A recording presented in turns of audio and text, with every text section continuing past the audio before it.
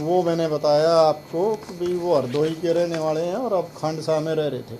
और ये काफ़ी गरीब आदमी था ये, जो वहाँ पे इनके यहाँ काम कर रहा था। और इसका फादर जो ये जिसने सत्यपाल है, जिसने ये केस रजिस्टर करवाया है, ये बेचारा रिक्शा चलाता है।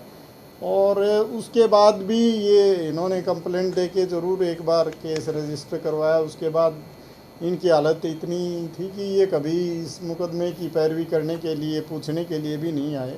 लेकिन हमें ये लग रहा था कि इस काम को, एक गरीब के काम पे हमें विशेष ध्यान देने की ज़रूरत है, और इसको टॉप प्रायोरिटी पे लेते हुए हमने इसमें कड़ी मेहनत की।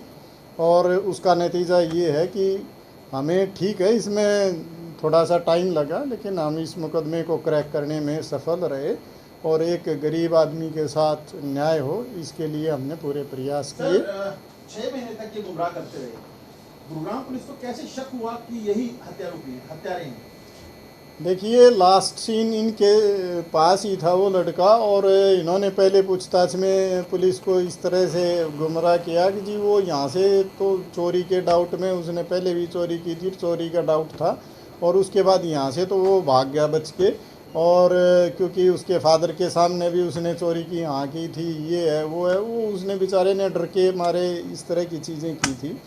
लेकिन सच्चाई ये मिली अब जो इन्वेस्टिगेशन के दौरान, ना तो उसने वो मोबाइल चोरी किए थे और ना ही वो बेचारा भाग के गया था। ये इन्होंने ही उस पर झूठा शक किया और उसके साथ मारपीट की, और मारपीट के दौरान उसकी मृत्यु होने पे उसकी डेड बॉडी को रफा दफा करने के लिए रेवाड़ी में गड्ढा खोद के इन्होंने वहाँ पे दबा दिया। सर, क्या कोई देख नहीं पाया इन्होंने वहाँ दिन में इस वारदात को अंजाम दिया जब डेड बॉडी को छिपाने गए गड्ढा खोदा, या रात में? नहीं, ये जो इन्होंने इसको अंजाम दिया वो बात अंधेरे की थी, और इसलिए वहाँ पे नहीं किसी को शक हो पाया। और यहाँ भी रात की बात थी, और इस तरह की चीज़ों को ये मैनेज करने में सफल रहे, इसलिए इस केस को क्रैक करने में थोड़ा टाइम। सबसे पहले किसने अपना गुनाह कबूला था सर इस वारदात में? इसमें जब हमने सख्ताई से पूछताछ की तो इसमें जो ये निशांत नाम का लड़का है, इसने इसके बारे में हमें जानकारी दी कि इस तरह की चीज़ें हुई हैं, और उसके बाद ये सारी स्टोरी क्रैक होती है। केस में कुछ लोगों को गिरफ्तार किया है, क्या है पूरा मामला और कौन से मामले में इनको गिरफ्तार किया गया है?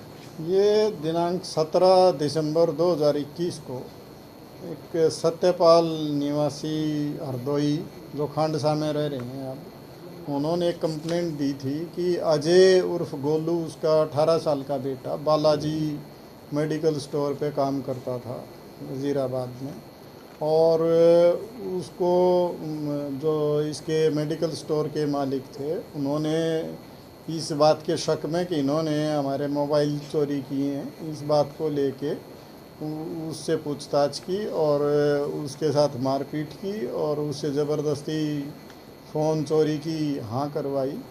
और उसके बाद उसके फादर को भी बुलाया गया, और उसके बाद वो जब अपने घर चला गया बाद में, तो उसको वहाँ से घर से फिर उठा के लेके आए और उसके साथ मारपीट करी, और उसके बाद से वो लड़का गायब है। तो जिसके संबंध में सेक्टर 53 पुलिस स्टेशन में केस रजिस्टर करके अपहरण का और इसकी इन्वेस्टिगेशन की गई, और ये बाद में इन्वेस्टिगेशन क्राइम ब्रांच सेक्टर 40 को ट्रांसफ़र हुई।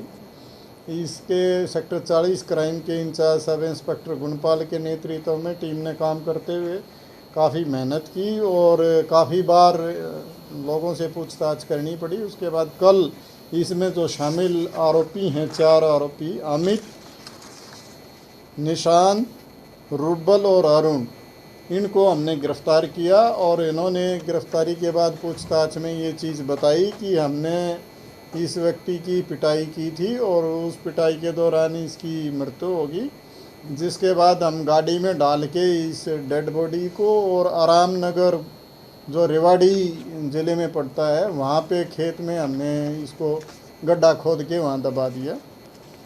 आज हमने उसकी आरोपियों की निशानदेही पे वहाँ से ड्यूटी मजिस्ट्रेट की मौजूदगी में और उस डेड बॉडी को उस आराम नगर से ज़मीन खुदवा के बरामद किया है, और इसमें आगे की पोस्टमार्टम की कार्रवाई की जा रही है और आज हम इन चारों को कोर्ट में प्रोड्यूस कर रहे हैं और इसमें आगामी इन्वेस्टिगेशन की जा रही है। सर केवल मारपीट, कहाँ के रहने वाले थे? ये जो चारों हैं ये अलग अलग जगह के रहने वाले हैं। अमित रामपुर का ही है और निशांत वजीराबाद का है, रूबल पदेनी का है और अरुण बदराना का है। इस तरह के ये रहने वाले हैं और जो मुद्दई हैं वो मैंने बताया आपको कि भी वो हरदोई के रहने वाले हैं और अब खंडसा में रह रहे थे और ये काफ़ी